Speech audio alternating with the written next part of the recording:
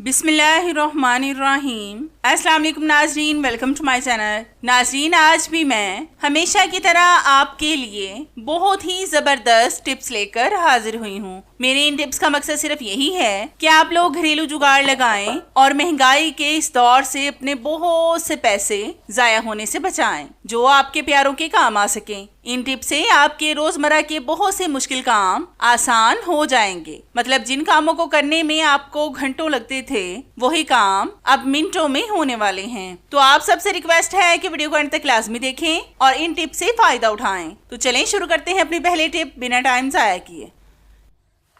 नाज़रीन, ये टिप मेरी खास तौर पर ख़वातीन के लिए बहुत अहम है, क्योंकि अक्सर हमारे घर में अचानक से मेहमान आ जाते हैं, जिसकी वजह से हमें सारे काम एक साथ करना पड़ते हैं। आज मैं आपको बहुत आसान सी टिप बताऊंगी, जिससे आप बहुत आसानी से एक वक्त में 3 रोटियों को इकट्ठा बेल सकेंगे। तो इसके लिए आपने लेने हैं 3 पेड़े। इनको आपने हाथ के साथ थोड़ा सा बेल लेना है, मतलब थोड़ा सा ही बेलना है, ज्यादा नहीं बेलना। मेरे पास एक ऑयल का खाली पैकेट पड़ा हुआ था, इसको मैंने काट कर खोल लिया है। अब हम बेलन के ऊपर इसको बिछाएंगे और एक पेड़े को इसके ऊपर रखेंगे। फिर हम इस पेड़े के ऊपर एक शॉपर को रखेंगे और फिर उसके बाद इसी तरह से एक एक करके 3 पेड़ों को हम एक दूसरे के ऊपर रख कर इनको बेल लेंगे। इन शॉपरों के ऊपर भी मैंने हल्का हल्का सा ऑयल लगाया था, ताकि ये आटे के साथ चिपक न जाएं। अगर आपके पास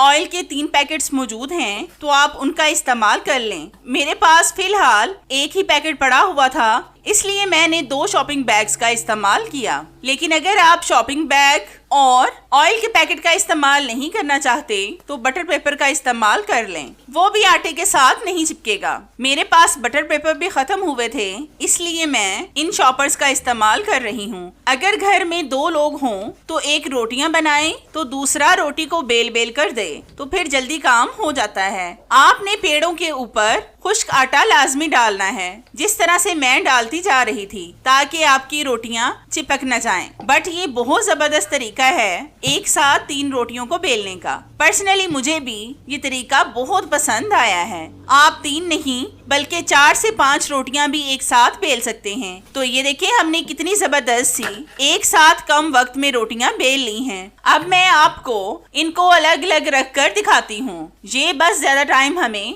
वीडियो को शूट करने में लगा, जिसकी वजह से आपको लग रहा होगा कि इस पर हमारा बहुत सा वक्त लगा है, लेकिन आप यकीन करें कि इस पर हमारा बिल्कुल भी वक्त जाया नहीं हुआ। तो ये देखिए, रोटियां बिल्कुल भी एक दूसरे के साथ नहीं चिपकी। ये कितनी आसानी से एक दूसरे से अलग हो गई हैं। आप इस तरह से कम वक्त में अपना बहुत सा काम कर सकते हैं और अपने खानदान में अपनी इज्जत भी बढ़ा सकते हैं। तो है ना ये भी जबरदस्त सी टिप? आपको कैसी लगी मुझे कमेंट्स में लाजमी बताएं। नाज़रीन, ये टिप मेरी ऑयल से रिलेटेड है। आपने अक्सर देखा होगा कि अक्सर चीज़ों को फ्राई करने के बाद हम ऑयल को जार वगैरह में डालकर फ्रिज में रख देते हैं। पता है मुश्किल कब होती है? जब ये ऑयल फ्रिज में गिर जाए तो हमें फिर सारी फ्रिज को साफ करना पड़ता है। फिर हमें एक तो इससे टेंशन बहुत होती है और दूसरा गुस्सा भी बहुत आता है। आज मैं आपको ऐसी जबरदस्त और आसान सी टिप बताऊंगी, जिससे आप जैसे मर्जी ऑयल को फ्रिज में रखें, ये बिल्कुल भी नहीं गिरेगा। तो इसके लिए आपने लेना है एक बलून। इसको ऊपर से आपने काट लेना है। ऊपर वाले हिस्से को भी आपने वेस्ट नहीं करना, बल्कि इसके छोटे छोटे से टुकड़े करके रबर बैंड के तौर पर इस्तेमाल करें, क्योंकि अक्सर हमें रबर बैंड की जरूरत पड़ती ही रहती है। लेकिन बाज दफा ऐसा होता है कि हमारे घर में से रबर बैंड खत्म हो जाती हैं। आप उस वक्त इन रबर बैंड्स का भी इस्तेमाल कर सकते हैं, जो आपको 0 ऑफ कॉस्ट मिली हैं। इससे भी आपको बहुत ज्यादा फायदा होगा। अब इस वाले हिस्से का इस्तेमाल हम कंटेनर पर लगाने के लिए करेंगे। आपने इस तरह से इसको कंटेनर पर लगा देना है। ये बहुत टाइटली इसके साथ चिपक जाएगा और ऑयल गिरने के कोई भी चांस बाकी नहीं रहेंगे। फिर आपको डबल काम भी नहीं करना पड़ेगा, मतलब फ्रिज को वॉश करने का। तो है ना ये भी जबरदस्त सी टिप? आपको कैसी लगी मुझे लाजमी बताएं।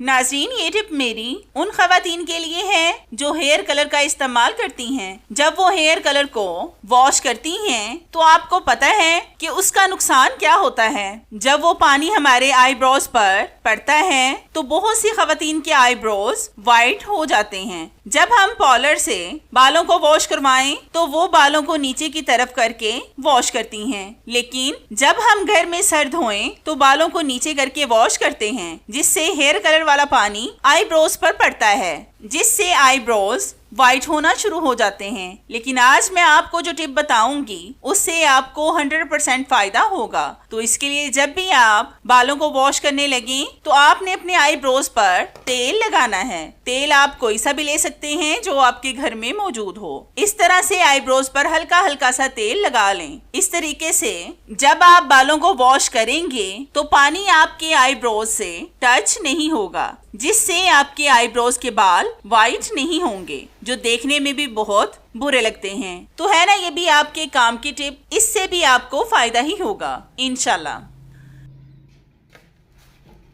नाज़रीन, ये टिप मेरी इस तरह के ब्रेड से रिलेटेड है। आपने अक्सर देखा होगा कि ब्रेड का इस्तेमाल हम सुबह नाश्ते में लाजमी करते हैं। अगर हम इसको लो फ्लेम पर भी बनाएं तो ये अक्सर जल जाते हैं। अगर हम टोस्टर में इनको गर्म करें तो भी इतना अच्छा रिजल्ट नहीं मिलता, क्योंकि इधर हमने इनकी तरफ से ध्यान बदला, उधर ये जल गए, मतलब बहुत जल्द जल जाते हैं। अगर हम जले हुए ब्रेड को खाएं तो ये कड़वे कड़वे से लगते हैं। जिस तरह के जली हुई चीज को खाना जायज नहीं है और रिज़्क को जाया भी नहीं करना चाहिए। आज मैं आपको इसका बेहतरीन सा हल बताऊंगी, जिससे जले हुए का भी इस्तेमाल हो जाएगा और ये जाया भी नहीं करना पड़ेगा। तो इसके लिए आपने लेना है ग्रेटर। इसको आपने ब्रेड के जले हुए हिस्से पर रब करना है। इस तरह से रब करने से जले हुए पार्ट्स रिमूव हो जाएंगे और आपका ब्रेड बिल्कुल ठीक हो जाएगा। फिर आपको इसको खाने में भी परेशानी नहीं होगी और ये कड़वा भी नहीं लगेगा।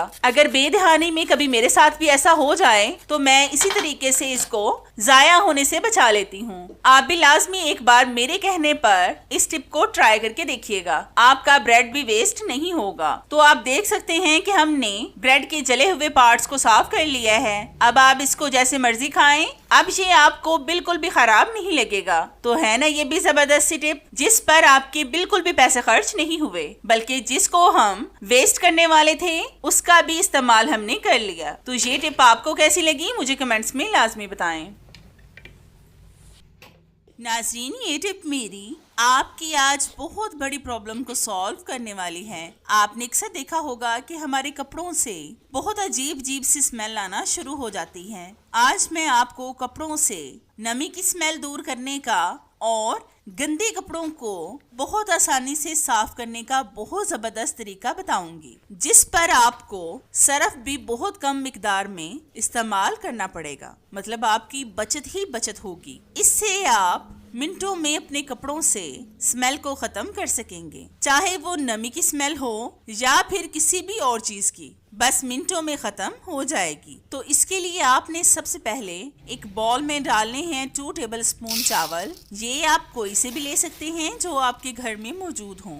अब हम इनको ग्राइंड करेंगे और इनका फाइन सा पाउडर बना लेंगे। तो पाउडर बनाकर हम आपसे मिलते हैं। तो ये देखिए, हमने फाइन सा पाउडर बना लिया है। अब हम इसमें डालेंगे 1 कप पानी। अब आपने इनको अच्छी तरह से मिक्स करना है ताकि चावलों का असर पानी में आ जाए। अब हम इनको 3 से 4 मिनट के लिए ऐसे ही छोड़ देंगे ताकि चावलों का आटा नीचे बैठ जाए। तो 3 से 4 मिनट के बाद हम आपसे मिलते हैं। तो हमारे 4 मिनट हो चुके हैं। आप देख सकते हैं कि चावल नीचे बैठ चुके हैं। अब हम इसका पानी अलग कर लेंगे।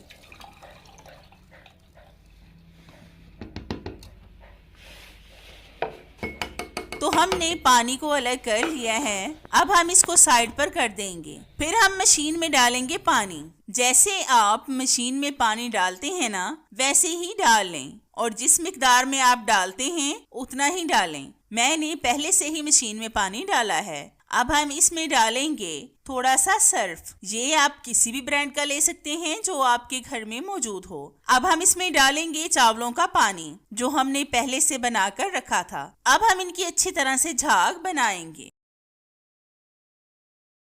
और फिर इसमें डालेंगे अपने कपड़े जिनसे स्मेल आ रही थी और जो बहुत ज्यादा गंदे थे। आप देखना कि एक ही राउंड में आपके कपड़े मुकम्मल साफ हो जाएंगे और इनकी स्मेल भी गायब हो जाएगी। तो मशीन का एक राउंड घुमाकर मैं आपको दिखाती हूँ।